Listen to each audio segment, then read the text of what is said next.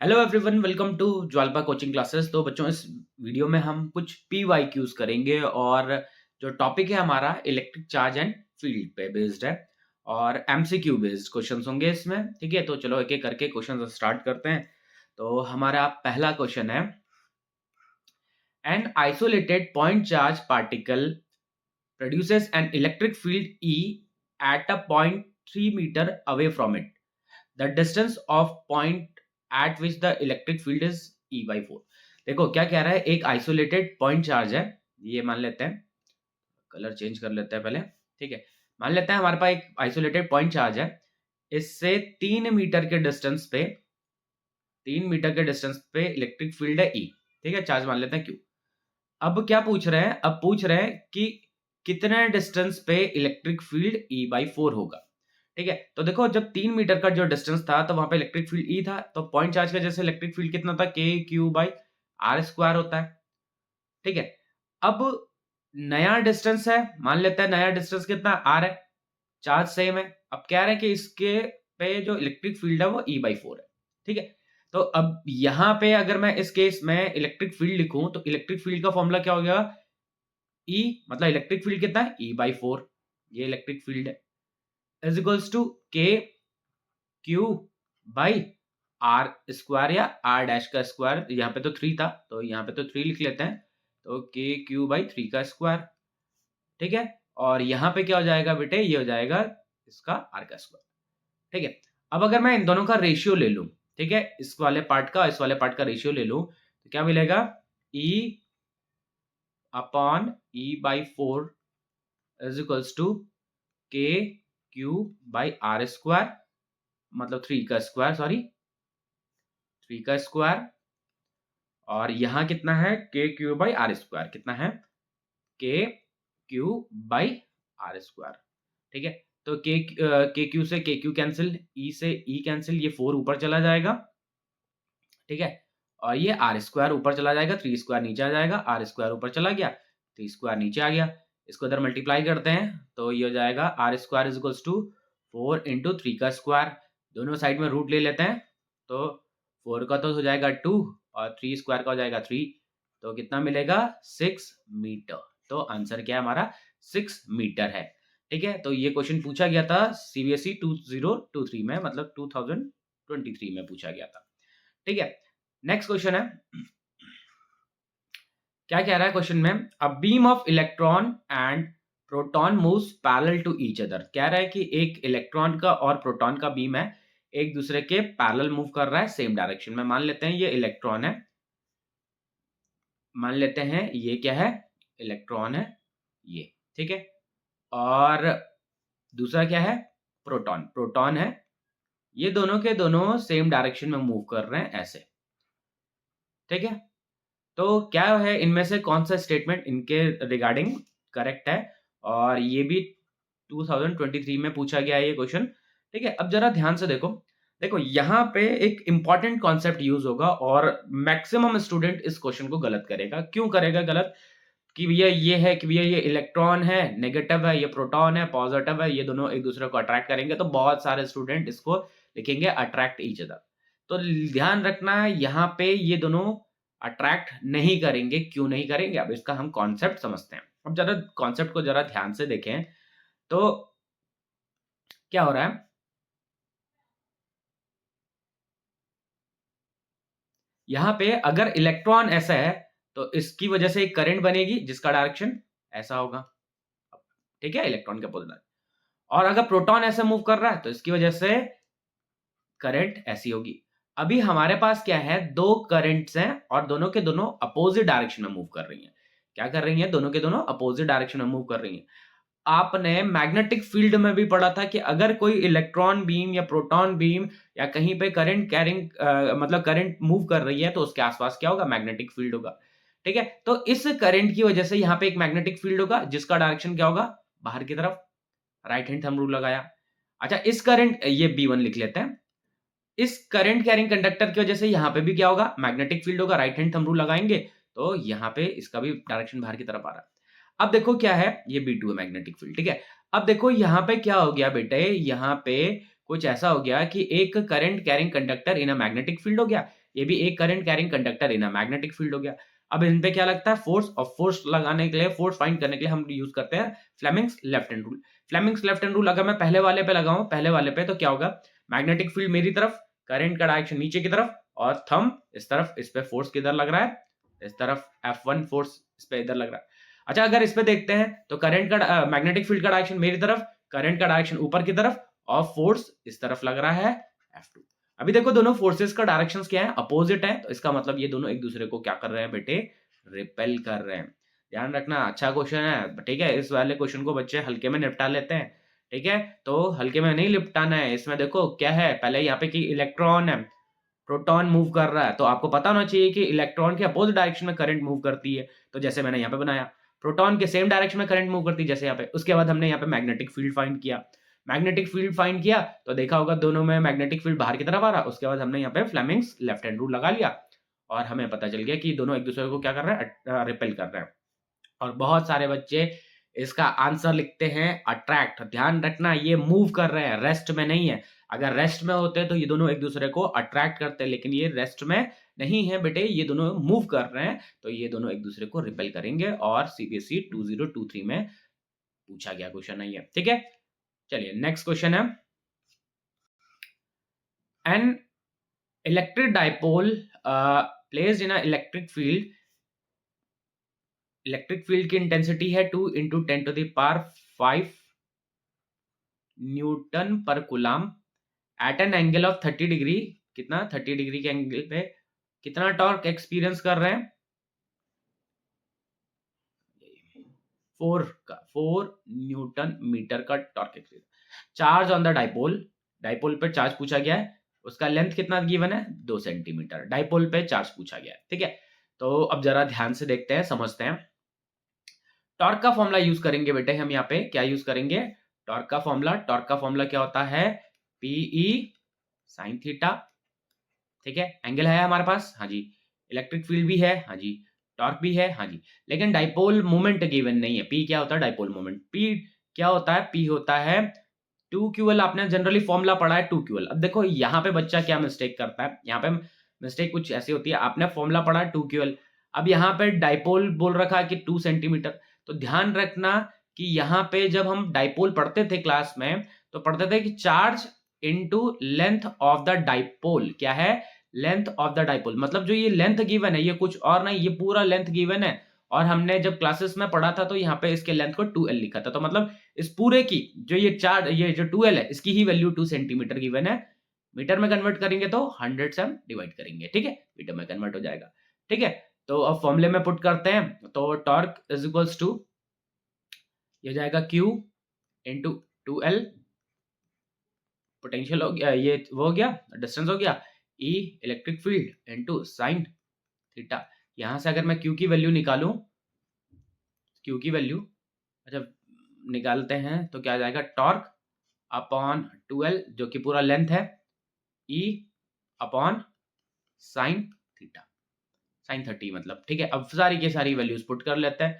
तो calculation part आपका है वैसे, लेकिन मैं कर देता हूँ कैलकुलेट। टॉर्क कितना गिवन है, 4 अपॉन लेंथ कितना था, 2/100 है, 2/100। इलेक्ट्रिक फील्ड कितना है, 2 × 10⁵, 2 × 10⁵, ठीक है। साइन 30 कितना होता है, 1/2, ठीक है। तो ये 1/2 हो गया, ये 2 से 2 कैंसिल, ये 4 को 2 से डिवाइड कर देते हैं तो 2 मिला। पावर्स को काटो, ये 2 0 थे, यहाँ पे 3 हो गया। तो चार्ज कितना हो जाएगा, 2, ये 10⁵ ऊपर चला जाएगा तो 2 × 10⁻³ हो जाएगा। -3 का मतलब होता है मिली कूलम, तो आंसर हो जाएगा हमारा 2 मिली कूलम, ठीक है। तो ये 2023 में पूछा गया क्वेश्चन है बेटा ये, ठीक है। चलो नेक्स्ट क्वेश्चन करते हैं। In an experiment, 3 microscopic latex spheres are sprayed in a chamber and become charged particle। मतलब 3 स्पेयर्स, लेटेक्स स्पेयर्स को एक चैम्बर में भेजा गया और उनपे चार्ज आ गया। क्या आ गया, become charge.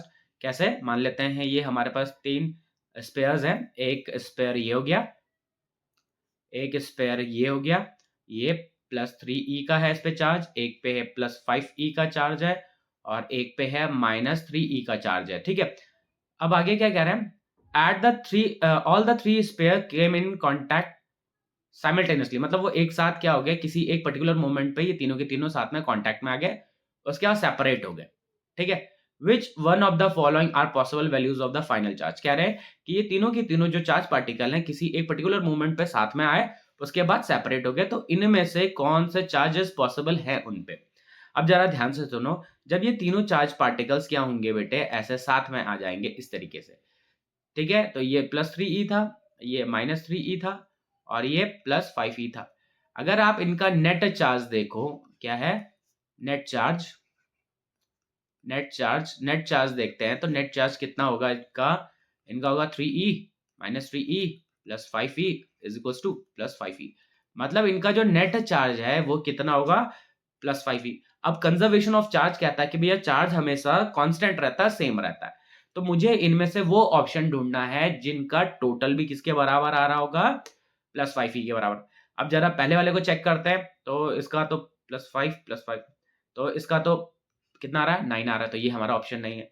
Second option check करते हैं, तो इनका कितना आ रहा है, 12 -7 5, तो इसका 5e है +5e, तो ये हमारा आंसर हो सकता है, मतलब हो सकता है। अब बाकी को भी चेक कर लेते हैं, इन दोनों को जोड़ेंगे तो कितना आएगा, 9, ये हो जाएगा 9 हो जाएगा, और ये 9 हो जाएगा, और ये -4, 9 हो रहा है ना ये, हाँ जी ये 9 हो रहा है, और ये -4, 9 - 4 कितना होता है, +5, ठीक है। तो ये भी हमारा आंसर हो सकता है। इसको चेक करते हैं, तो ये हो गया कितना, 12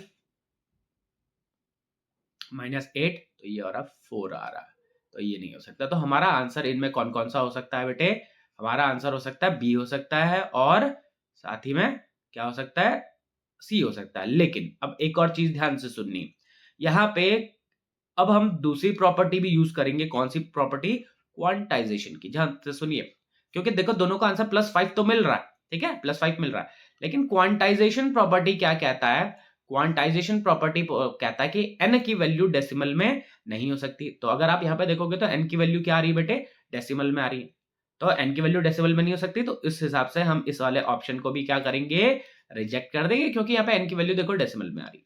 तो हमारा आंसर हो जाएगा आंसर बी, ओके, ठीक है। तो ये सीबीएसई टर्म 1 2021 में पूछा गया क्वेश्चन है ये। नेक्स्ट क्वेश्चन है, an object has charge of 1 coulomb, एक ऑब्जेक्ट है, ठीक है, एक ऑब्जेक्ट है बेटे, इस पे चार्ज कितना है, 1 कूलम का चार्ज है, इसने कितने इलेक्ट्रॉन्स गेन किए, 5 × 10⁻18 इलेक्ट्रॉन्स गेन किए, द नेट चार्ज कितना होगा। अब देखो, अगर इसने 5 × 10⁻18 इलेक्ट्रॉन्स गेन किए, तो इस पे चार्ज कितने का हुआ, मतलब ये टोटल चार्ज कितना गेन किया उसने, 5 × 10⁻18, एक इलेक्ट्रॉन पे चार्ज कितना होता है, 1.6 × 10⁻19। इसको सॉल्व करते हैं, तो ये पावर कटी तो 10⁻1 आया, और ये आया कितना, ये आएगा 8, मतलब 0.8 कूलम आ रहा। अब जरा ध्यान से सुनो, ऑप्शन में हमारे पास 0.8 कूलम भी है, और बच्चे क्या करते हैं, बच्चे इस वैल्यू को फाइंड करके टिक मार देंगे कि ये भैया +8 कूलम आ रहा आंसर। लेकिन ध्यान से सुनना कि इस पे चार्ज कितना, इतने इलेक्ट्रॉन्स कितने गेन किए, इसने इतने इलेक्ट्रॉन्स गेन किए, तो इतने इलेक्ट्रॉन्स गेन किए तो उस पे इतना नेगेटिव चार्ज आएगा।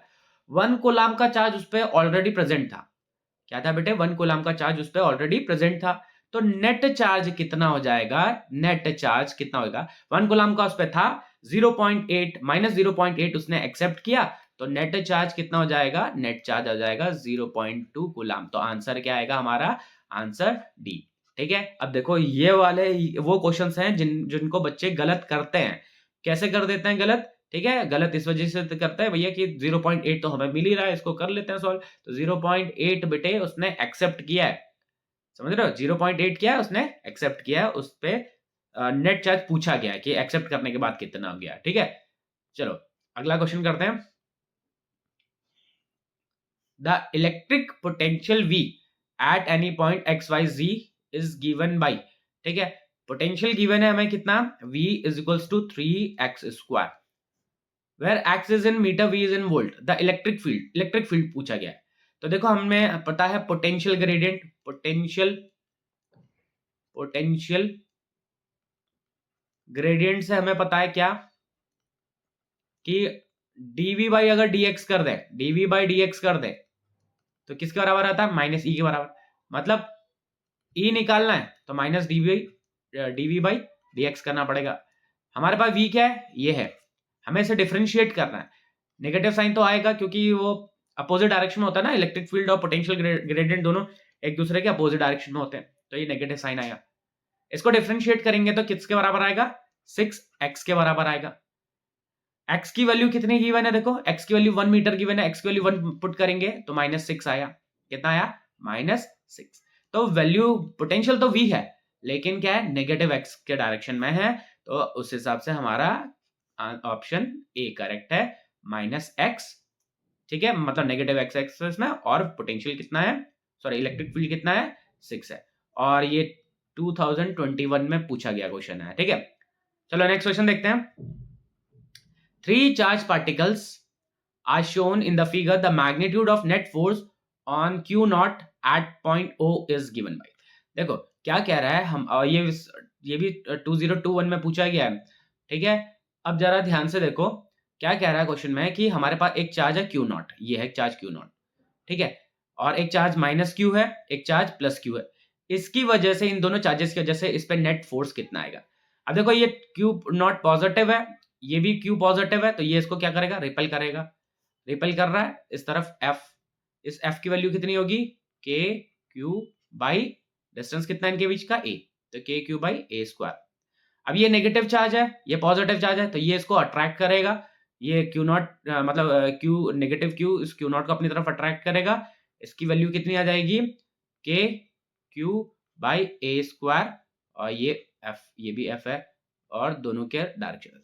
अब देखो एक फोर्स ऐसा लग रहा है, एक फोर्स ऐसा लग रहा है। ठीक है, इसको फिलहाल F ले लेते हैं, इसको भी फिलहाल F ले लेते हैं, बाद में वैल्यू पुट करेंगे। अब जो इन दोनों का रिजल्टेंट आएगा वो ऐसे जाएगा, F नेट ऐसे जाएगा। और जो F नेट की वैल्यू आएगी, F नेट की वैल्यू क्या आएगी बेटे? देखो ये आएगा, फॉर्मूला कौन सा यूज कर रहे हैं? फॉर्मूला हम यूज कर रहे हैं, अगर आपको याद हो, रिजल्टेंट का formula a square plus b square plus 2ab cos theta, ऐसा होता था। अब इनके बीच में एंगल कितना है? 90 डिग्री का एंगल है, 90 डिग्री का एंगल है, तो cos 90 कितना हो जाएगा? 0। तो ये पूरा का पूरा टर्म तो 0 हो जाएगा। अब a कितना है? f है। b कितना है? f है। तो ये हो जाएगा f square plus f square. ठीक है, तो f square plus f square किसके बराबर आ जाएगा? √2f square. रूट निकालेंगे तो f नेट की वैल्यू किसके बराबर आ जाएगी? √2f। f कितना था? k q upon, sorry Q not भी था, सॉरी Q नॉट भी था। ठीक है, Q नॉट भी है, K Q not by A square. ठीक है, ये हो गया। अब इनके हिसाब से हमारा ऑप्शन कौन सा मैच कर रहा है? ऑप्शन सी मैच कर रहा है। ठीक है, ये भी 2021 में पूछा गया क्वेश्चन है, और यहाँ पे हमने जो कॉन्सेप्ट यूज किया वो प्रिंसिपल ऑफ सुपरपोजिशन यूज किया है। ठीक है, चलो नेक्स्ट क्वेश्चन देखें बेटे। कह रहा है 4 objects W X Y and Z each with charges plus Q are held fixed at the 4 corners of square of side D as shown in the figure, and object X and Z are the midpoints of the object, ठीक है, of the midpoints of the sides of the square। ठीक है, the electrostatic force exerted by W on X is F, then the magnitude of the force exerted by W on Z। अब देखो क्या कह रहा है, चार्ज पार्टिकल्स है W, और मतलब W X Y और Z, सभी की वैल्यू Q है, सभी पे जो चार्जेस है वो कितने हैं? सभी पे चार्जेस प्लस Q है, Q दिया हुआ है। ठीक है, ऐसा, और ये एक स्क्वायर पर रखे हुए हैं जिसका साइड D है। अगर W X पे एक फोर्स लगा रहा है, जाहिर सी बात है रिपल्सिव फोर्स लगाएगा, F लगा रहा है। कितना लगा रहा है? F। अच्छा, इनके बीच की दूरी कितनी है बेटे? इनके बीच की दूरी है d/2। कितनी है? d/2 है। अब कह रहा है कि W ने X पे F फोर्स लगाया, तो W Z पे कितना फोर्स लगाएगा? ठीक है, अब देखो पहले तो मुझे ये डिस्टेंस निकालना पड़ेगा, तो डिस्टेंस निकालते हैं। तो ये d/2 हो गया, ये d हो गया। पाइथागोरस थ्योरम लगाते हैं तो डिस्टेंस कितना मिलेगा? d का स्क्वायर प्लस d/2 का स्क्वायर मतलब d/4 हो गया, तो डिस्टेंस हो जाएगा √5d/2। ठीक है, तो ये डिस्टेंस कितना हो जाएगा, √5d/2। ठीक है, अब देखो W ने x पे फोर्स लगाया F, और F की वैल्यू क्या होगी, K Q अपॉन डिस्टेंस का स्क्वायर, ये हो जाएगा। ठीक है, तो ये इसको सिंप्लीफाई करते हैं तो कितना आएगा, 4KQ/d² अपॉन में 4 स्क्वायर आ रहा था, मैंने ऊपर लिख दिया। ठीक है, अब W x पे फोर्स लगा रहा है तो F डैश लिख लेते हैं, और वो आएगा कितना, K Q, चार्ज Q इतना है, यहाँ पे Q है, अच्छा Q स्क्वायर था, सॉरी Q स्क्वायर था, क्योंकि यहाँ पे भी Q है, यहाँ पे भी Q है। ठीक है, तो K Q square upon distance का स्क्वायर, इसका स्क्वायर कितना हो जाएगा, इसका स्क्वायर करेंगे तो 5d² अपॉन 4, ये 4 ऊपर चला जाएगा, 4KQ² और एक ये 5 बच गया यहाँ पे। अब देखोगे तो 4KQ²d², ये वही टर्म है, ये वही टर्म है, इसकी वैल्यू क्या है, इसकी वैल्यू F के बराबर है, F/5। तो जो नया फोर्स आएगा वो कितना आएगा, F/5। तो क्या था हमारे पास, 4 पार्टिकल्स थे W X Y और Z। W और इन चारों पॉइंट्स पे एक चार्ज Q रखा हुआ था, Q पॉजिटिव Q। अब W X पे लगा रहा था एक फोर्स F, पूछ रहे थे कि W Z पे कितना फोर्स लगाएगा, तो हमने पहले W ने X पे कितना फोर्स लगाया वो निकाल लिया। उसके बाद हमने ये W और Z के बीच का जो डिस्टेंस है वो निकाला, पाइथागोरस थ्योरम का यूज करके ये निकाल लिया। ठीक है, तो इनके बीच में हमने बोला फोर्स कितना आ रहा है, F डैश क्या होता है, चार्ज मतलब K इलेक्ट्रोस्टैटिक कांस्टेंट, दोनों चार्जेस का प्रोडक्ट अपॉन डिस्टेंस का स्क्वायर, ये डिस्टेंस का स्क्वायर हो गया, यहां से 4 ऊपर चला गया था, तो ये पूरा का पूरा टर्म क्या था, ये पूरा का पूरा टर्म F था। तो जो फोर्स हो जाएगा वो कितना हो जाएगा, F/5। ठीक है, चलिए नेक्स्ट क्वेश्चन करते हैं। अ नेगेटिवली चार्ज ऑब्जेक्ट X, क्या कह रहा है क्वेश्चन में, एक नेगेटिवली चार्ज ऑब्जेक्ट है X, एक X है जो कि नेगेटिवली चार्ज है, is repelled by another charge particle Y, एक दूसरा चार्ज पार्टिकल है Y जो कि इसे रिपेल कर रहा है। अगर रिपेल कर रहा है इसका मतलब ये खुद कैसा होगा, ये खुद नेगेटिव होगा। However an object Z is attracted to object Y, मतलब क्या कह रहा है कि जो ये Y है, मतलब एक ऑब्जेक्ट Z है, वो Y की तरफ अट्रैक्ट हो रहा है। अब वो Y की तरफ अट्रैक्ट हो रहा है, पूछ रहे हैं which of the following most possibly which of the following is the most possibility for the object Z, कह रहे हैं कि जो Z है इनमें से क्या क्या हो सकता है। अब देखो आपको पता है कि ये नेगेटिव है, ये इसको अट्रैक्ट कर रहा है, इसका मतलब Z पॉजिटिव हो सकता है। ठीक है, तो Z वाला Y वाला Z को अट्रैक्ट करेगा अगर पॉजिटिव जाए। वहीं पे अगर ये न्यूट्रल भी होता, कैसा होता बेटे, न्यूट्रल भी होता, तब भी ये क्या करता, अट्रैक्ट करता। ठीक है, तो जो आपका Z है वो न्यूट्रल भी हो सकता है और पॉजिटिवली चार्ज भी हो सकता है, दोनों केसेस में वो उसकी तरफ अट्रैक्ट हो जाएगा। तो ऑप्शन सी करेक्ट है हमारा, और ये पूछा गया था सीबीएसई टर्म 1 2021 में पूछा गया प्रश्न है ये। ठीक है, चलो अगला क्वेश्चन देखें। Which of the following diagram correctly represent the electric field between the two charge plates if a neutral conductor is placed between the plates? ठीक है, कह रहा है कि इनमें से कौन करेक्टली रिप्रेजेंट कर रहा है। अब देखो क्या है, जरा इनको एनालाइज करते हैं एक एक करके। ये देखो ये क्या था, ये पॉजिटिवली चार्ज पार्टिकल है, मतलब प्लेट है, ये नेगेटिवली चार्ज प्लेट है। अब इनके बीच में एक न्यूट्रल पार्टिकल रखा हुआ है, ये न्यूट्रल पार्टिकल रखा हुआ है। पूछ रहे हैं कि कौन सा था ये, तो यहाँ पे देखते हैं, पहले अपना डायग्राम बनाते हैं उसके बाद समझते हैं। ठीक है, पहले अपना डायग्राम बना लेते हैं। ये हमने यहाँ पे पॉजिटिव प्लेट बनाई है, यहाँ पे हमने एक नेगेटिव प्लेट बनाई है, यहाँ बीच में एक न्यूट्रल पार्टिकल है। क्या ये न्यूट्रल पार्टिकल, न्यूट्रल पार्टिकल कौन सा, जिसपे पॉजिटिव और नेगेटिव चार्जेस की वैल्यू बराबर होगा। अब क्या होगा कि जब ये पॉजिटिव वाले के पास में जो ये स्पेयर है, इसकी तरफ कौन से चार्जेस, मतलब पॉजिटिव और नेगेटिव, न्यूट्रल पार्टिकल में पॉजिटिव और नेगेटिव बराबर है, तो ये पॉजिटिव प्लेट इसके नेगेटिव चार्जेस को अपनी तरफ अट्रैक्ट करेगा और पॉजिटिव चार्जेस को दूर दूर भेजेगा, या फिर ये नेगेटिव प्लेट इसके पॉजिटिव चार्जेस को अपनी तरफ खींचेगा।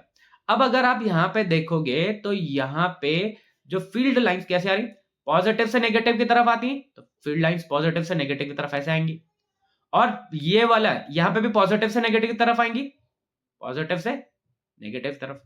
और अगर जो ये खाली स्पेस है, जो बाकी बचा हुआ स्पेस है, इसमें कैसे होंगे, पॉजिटिव से नेगेटिव की तरफ। ऐसे इसमें क्या होगा, पॉजिटिव से नेगेटिव की तरफ इस तरीके से आएंगी। ठीक है, तो इनमें से कौन सा ऑप्शन हमारा मैच कर रहा है? फर्स्ट वाले में कुछ ऐसा बना हुआ लेकिन यहाँ पे इलेक्ट्रिक फील्ड लाइंस नहीं बनी है, तो ये हमारा ऑप्शन रिजेक्ट हो गया, ये नहीं है। सेकंड वाले में तो यहाँ पे इलेक्ट्रिक फील्ड लाइंस शो ही नहीं कर रखी है, तो ये वाला भी हट गया।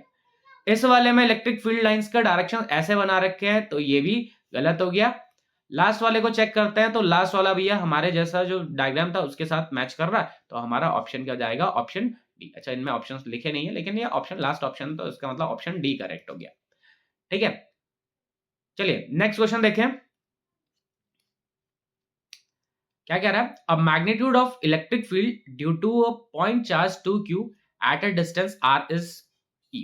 कह रहे हैं कि आपके पास एक चार्ज है 2q। क्या चार्ज है? 2q। इससे r डिस्टेंस पे इलेक्ट्रिक फील्ड है E। कितना है इलेक्ट्रिक फील्ड? r डिस्टेंस पे इलेक्ट्रिक फील्ड E है। ठीक है, आगे क्या पूछा है? Then the magnitude of electric field due to a uniformly charged spherical shell of radius r। एक चार्ज स्फेरिकल शेल है रेडियस r का, ठीक है, with total charge q at a distance r/2। एक शेल है, इसका रेडियस r है, और पूछ रहे हैं कि इससे r/2 डिस्टेंस पे, कितना डिस्टेंस पे? r/2 डिस्टेंस पे हमें इलेक्ट्रिक फील्ड पूछा गया है इस चार्ज शेल की वजह से। अच्छा, एक जो चार्ज था 2q, उसकी वजह से कितना चार्ज इलेक्ट्रिक फील्ड था? E था। अब इस चार्ज शेल की वजह से पूछ रहे हैं r/2 डिस्टेंस पे कितना होगा, और ये मेंशन कर रखा है कि जो स्मॉल r है वो कैपिटल R से काफी ज्यादा है। इसका मतलब जो जो ये स्मॉल r है उसके कंपैरिजन में कैपिटल R बहुत छोटा है, तो हम कैपिटल R को नेग्लेक्ट कर देंगे उस कंडीशन में। क्या करेंगे? कैपिटल R को नेग्लेक्ट करेंगे उस कंडीशन में। ठीक है, अब आगे सुनिए, आगे देखिए, यहां पे electric field E is equal to क्या हो जाएगा? K into 2q by R square, ये हो जाएगा इलेक्ट्रिक फील्ड। यहां पे क्या होगा? अब जो ये स्पेरिकल शेल है, अगर कोई पॉइंट बहुत दूर रखा हुआ है तो उसके लिए स्पेरिकल शेल किसके जैसा काम करता है? उसके लिए ये स्पेरिकल शेल एक पॉइंट चार्ज के जैसा काम करता है। अगर इसका इलेक्ट्रिक फील्ड E है तो, और इस पर चार्ज Q है, तो इसका जो इलेक्ट्रिक फील्ड E डैश मान लेते हैं, वो कितना हो जाएगा? E dash is equal to Q, मतलब K Q अपॉन डिस्टेंस का स्क्वायर। डिस्टेंस का स्क्वायर कितना? r/2 का square.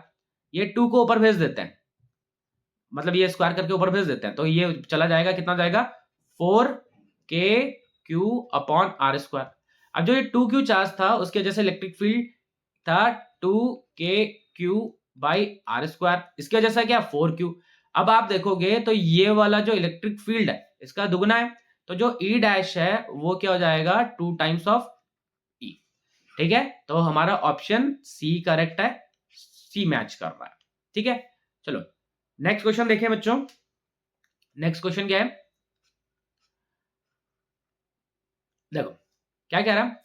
A 3 nanocoulomb charge Q is initially at rest, मतलब 3 नैनोकूलम का चार्ज है Q है, जो कि इनिशियली एट रेस्ट है at a distance R1 10 centimetre from 5 nanocoulomb fixed at the origin. मतलब ऐसा कुछ बना रखा है कि ओरिजिन पे एक चार्ज है ये,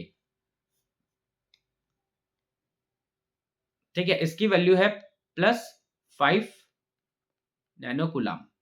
ठीक है, इससे r डिस्टेंस पे, r मतलब 10 सेंटीमीटर के डिस्टेंस पे एक चार्ज पार्टिकल रखा हुआ है, एक चार्ज पार्टिकल रखा हुआ है, कितना? +3 नैनोकूलम। अब कह रहे हैं the charge Q is moved away from Q, मतलब इस चार्ज को मूव करवाया गया to a point, to a new position पे, जिसका यहां से कितना डिस्टेंस है? 15 सेंटीमीटर का डिस्टेंस है। यहां से कितना डिस्टेंस है? 15 सेंटीमीटर का डिस्टेंस है यहाँ पे। ठीक है, ये वाला यहां पहुंचा दिया गया। ठीक है, पूछ रहे हैं is the in this process work done, पूछा गया कि इस प्रोसेस में वर्क डन कितना होगा। अब जरा ध्यान से सुनो। अच्छा, यहाँ पे हम जो एमसीक्यूज कर रहे थे बेसिकली वो तो चार्ज और फील्ड पे बेस्ड था, लेकिन इस वाले में क्वेश्चन में पोटेंशियल भी आ गया, लेकिन कोई दिक्कत नहीं, कर लेते हैं इसे। हमने पढ़ा था कि पोटेंशियल डिफरेंस क्या होता है बेटे? क्या पढ़ा था हमने? पोटेंशियल डिफरेंस पोटेंशियल डिफरेंस क्या होता है, delta V is equal to W upon Q। तो अगर मुझे वर्क डन निकालना है तो मैं क्या करूंगा, Q डेल्टा V करूंगा, ऐसे करूंगा, ठीक है। चार्ज, अब ये चार्ज कौन है जिसको मूव करवाया जा रहा है, ये वाला जो चार्ज यहाँ पे जो Q लिखा हुआ है, ये कैपिटल Q लिख लेते हैं, ये चार्ज, इसको जिसको मूव करवाया जा रहा है वो कैपिटल Q है। अब ये पोटेंशियल क्या है, इस चार्ज इसकी वजह से यहां पे और यहां पे जितना पोटेंशियल होगा उनका डिफरेंस डेल्टा V है, ठीक है। उनका डिफरेंस कितना है, डेल्टा V। तो वर्क डन निकालना है तो मैं क्या करूंगा, Q और डेल्टा V, मतलब डेल्टा V लिखेंगे तो डेल्टा V क्या हो जाता है, के क्यू बाई R1 माइनस के क्यू बाई R2, ठीक है। इनमें से के क्यू को कॉमन निकाल लेते हैं तो W is equals to Q K Q, अंदर क्या बचा, 1/R1 माइनस 1/R2, ठीक है। ये हो गया, वैल्यूज पुट करते हैं जरा इसमें। क्यू कितना है, मतलब जो मूव करवा रहे थे जिसे 3 इंटू 10⁻⁹, ठीक है। के कितना है, 9 इंटू 10⁻⁹। स्मॉल क्यू कितना है, स्मॉल क्यू की वैल्यू 5 इंटू 10⁻⁹, ठीक है। R1 कितना है, R1 है 10 सेंटीमीटर, ठीक है। R1 कितना है, 10 सेंटीमीटर। 10 सेंटीमीटर को मीटर में कन्वर्ट करने के लिए 100 से मल्टीप्लाई करेंगे, मतलब सॉरी 100 से डिवाइड करेंगे, तो मैंने यहां पे कर लिया अपॉन 10, माइनस दूसरा कितना हो गया 100/15, ठीक है। इस 100 को भी मैं बाहर ले जा लेता हूं, तो पहले यहाँ पे थोड़ा सा कैंसिल कर लेते हैं, तो ये कैंसिल हो गया। तो अभी बचा कितना हमारे पास, W is equals to 3 into 9 into 5 into 10⁻⁹, और यहां से 100 भी बाहर आ गया था, 100 आ गया। अच्छा, इसको सॉल्व करेंगे तो 1/10 और माइनस 1/5 है, तो इसको डायरेक्ट कर देते हैं 5/10 इंटू 515, ठीक है। तो ये हो गया हमारा, ठीक है। अब जरा देखते हैं इसको, तो ये 15 हो गया, ये 15 हो गया कैंसिल, ठीक है। और ये 2 जीरो से इसको काटेंगे तो 10⁻⁷ हो जाएगा। ये बचेगा 45/10, मतलब 4.5 इंटू 10⁻⁷ जूल, ठीक है, जो कि हमारा ऑप्शन डी आ रहा है, ठीक है। तो बेटा यहाँ पे इस वाले पार्ट में कैलकुलेशन है, वो तो आप भी कर सकते हो इसका कैलकुलेशन, ऐसा कुछ खतरनाक सा कैलकुलेशन नहीं था इसमें, ठीक है। चलिए नेक्स्ट पार्ट देखते हैं, नेक्स्ट क्वेश्चन देखते हैं। 4 charges minus q plus q and plus q are placed at the corners of a square 12। एक मतलब 4 चार्जेस हैं, कितना कितना है, -q प्लस q, और इनके मतलब एक स्क्वायर है जिसकी साइड है 12, उस पर रखे हुए हैं कॉर्नर्स पे, ठीक है। अब पूछ रहे हैं the electric field at a point, sorry electric potential at a point q point, sorry point A point पे पोटेंशियल फाइंड करना है मिडवे बिटवीन 2 चार्जेस, मतलब ये दिख रखा है, बना रखा है यहाँ पर, ये है, यहाँ पे हमें पोटेंशियल फाइंड करना है, ठीक है। अब जरा देखते हैं पोटेंशियल कैसे निकालेंगे, समझते हैं जरा इस चीज को। देखो इस चार्ज से तो डिस्टेंस कितना है, L। इस वाले चार्ज से डिस्टेंस कितना है बेटे, L, ये L है। इस चार्ज से डिस्टेंस कितना है, L है। अब इस वाले चार्ज से डिस्टेंस कितना है, इस चार्ज से डिस्टेंस कितना है, तो इसके लिए हम, और इस चार्ज से भी डिस्टेंस कितना है, ये दोनों डिस्टेंसेस तो बराबर ही होंगे। इस चार्ज से और इस चार्ज से डिस्टेंस कितना है, अब देखो ये तो 2L हो गया, ये L है, पाइथागोरस थ्योरम लगाएंगे तो ये आ जाएगा √5L, सेम इसी तरीके से √5L। अब इस पॉइंट पे जो पोटेंशियल आएगा वो इस चार्ज की वजह से, इस चार्ज की वजह से, इस चार्ज की वजह से और इस चार्ज की वजह से, सभी चार्जेस की वजह से आएगा, और इस चार्ज की और इस चार्ज की वजह से नेगेटिव आएगा, इस चार्ज और इस चार्ज की वजह से पॉजिटिव आएगा, ठीक है। तो और इसका और इसका वैल्यू तो बराबर ही होगा, तो मैं V1 लिख लेता हूं, V1 और V2 बराबर होंगे इन दोनों की वजह से, वो कितने होंगे, K Q/L, इन दोनों की वजह से, इसकी वजह से और इसकी वजह से भी इक्वल होंगे, वो कितने होंगे, V3 और V4 कितना हो जाएंगे, कितने होंगे, -KQ/√5L। अब देखो इस पॉइंट पे पोटेंशियल, नेट पोटेंशियल कितना आएगा बेटे, इसकी वजह से कितना आया, KQ/L, इसकी वजह से कितना आया, KQ/L, इस वाले की वजह से कितना आया, -KQ/√5L, इस वाले की वजह से कितना आया, माइनस के क्यू बाई रूट 5L। ठीक है, तो ये सब भी में के क्यू बाई एल सभी में कॉमन था। ये तो हो जाएगा कितना, ये तो 2 हो जाएगा,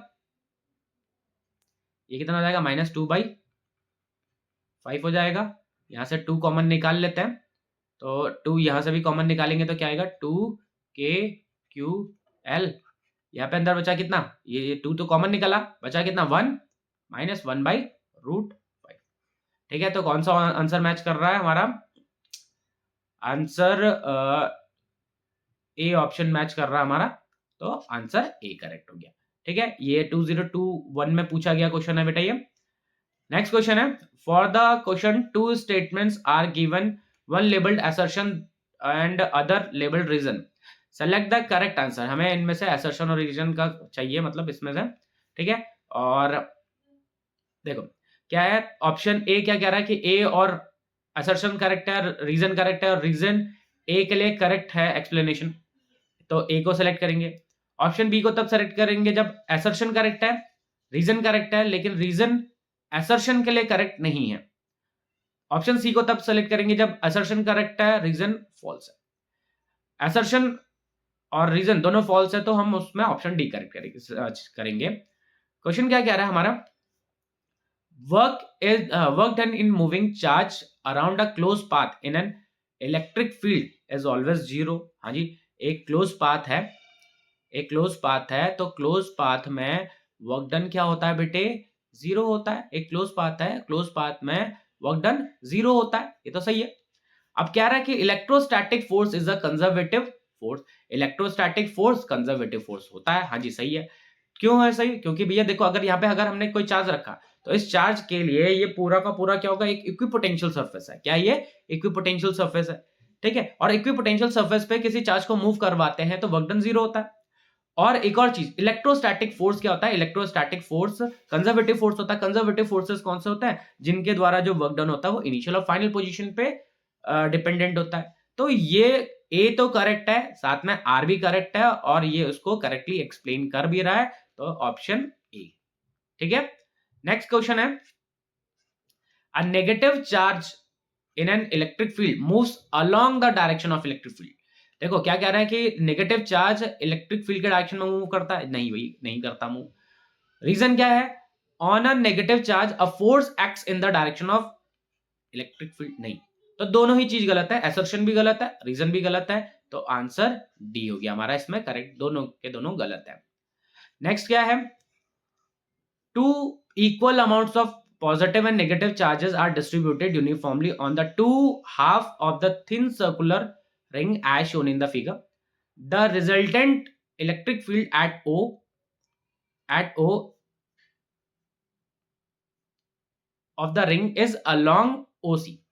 ठीक है, तो क्या कह रहा है, देखो ये एक पार्ट पॉजिटिव है, एक पार्ट नेगेटिव है। अब कह रहे हैं कि सेंटर पे इलेक्ट्रिक फील्ड का जो डायरेक्शन होगा वो ओसी के अलॉन्ग होगा। अब देखो इलेक्ट्रिक फील्ड को चेक करने के लिए क्या यूज करते हैं हम, टेस्ट चार्ज। अगर मैं यहाँ पर टेस्ट चार्ज रख दूं तो ये पॉजिटिव वाली जो पार्ट है वो उसको क्या करेगा, रिपेल करेगा, और ये नेगेटिव वाला पार्ट उसे अट्रैक्ट करेगा इसी डायरेक्शन में, और ये पूरा का पूरा इसी डायरेक्शन में होगा। तो ये तो क्या है बेटे, असर्शन तो करेक्ट है। रीजन चेक करते हैं, it is so because the net potential at O is 0। इस पॉइंट पे पोटेंशियल 0, सॉरी नॉट 0 लिखा हुआ, जबकि इस पॉइंट पे पोटेंशियल क्या होगा, 0 होगा। तो असर्शन तो सही है, लेकिन रीजन क्या है, गलत है। इसके हिसाब से कौन सा ऑप्शन था, असर्शन सही है, रीजन गलत है, तो ऑप्शन सी हमारा करेक्ट हो गया। इसका आंसर क्या हो जाएगा, ऑप्शन सी आएगा। ठीक है, नेक्स्ट क्वेश्चन क्या कह रहा है, two charge particles P and Q, दो चार्ज पार्टिकल्स हैं पी और क्यू, हैविंग सेम चार्ज, दोनों पे चार्ज कितना है बेटे, सेम चार्ज है, लेकिन दोनों का मासेस क्या है, अलग अलग है। एक का एम क्यू है और एक का M P. Start from rest and travels distance D in a uniform electric field in time T P and T Q, neglecting the effect of gravity. देखो क्या कह रहा है, हमारे पास दो चार्ज पार्टिकल्स हैं, एक ये और एक ये। इस पे चार्ज क्यू है, इस पे भी चार्ज क्यू है, इसका मास एम पी है, इसका मास एम क्यू है। अब ये दोनों के दोनों इलेक्ट्रिक फील्ड में मूव कर रहे हैं, ठीक है। तो मान लेते हैं कि ये दोनों के दोनों इस तरीके से ऐसे इलेक्ट्रिक फील्ड में मूव कर रहे हैं और डी डिस्टेंस कवर कर रहे हैं। कितना डिस्टेंस कवर कर रहे हैं, डी डिस्टेंस कवर कर रहा है, ये इलेक्ट्रिक फील्ड है, इसमें डी डिस्टेंस कवर कर रहा है। ठीक है, तो दोनों पे जो फोर्स लगेगा, पहले तो टाइम पूछा ना, टाइम और मास के बीच में हम पहले रिलेशन डिराइव कर लेते हैं यहाँ पे, फिर आगे की बात तब करते हैं। ठीक है, चलो देखो, आपने पढ़ा कि फोर्स क्या होता है, क्यू ई,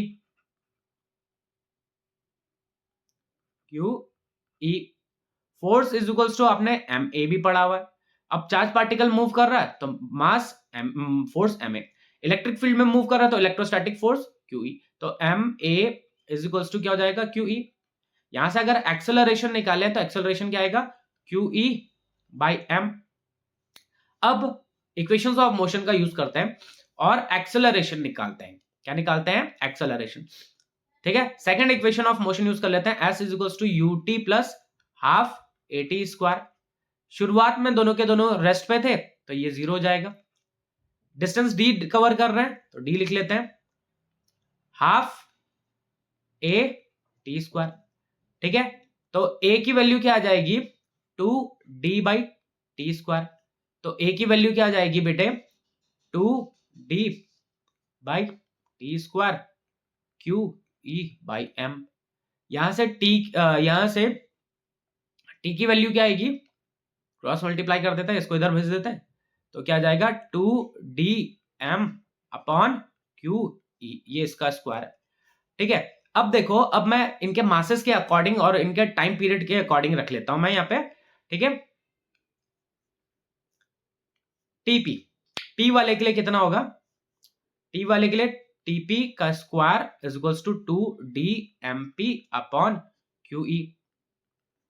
क्यू वाले के लिए कितना हो जाएगा, टी क्यू का square is equals to 2dmq upon Q E.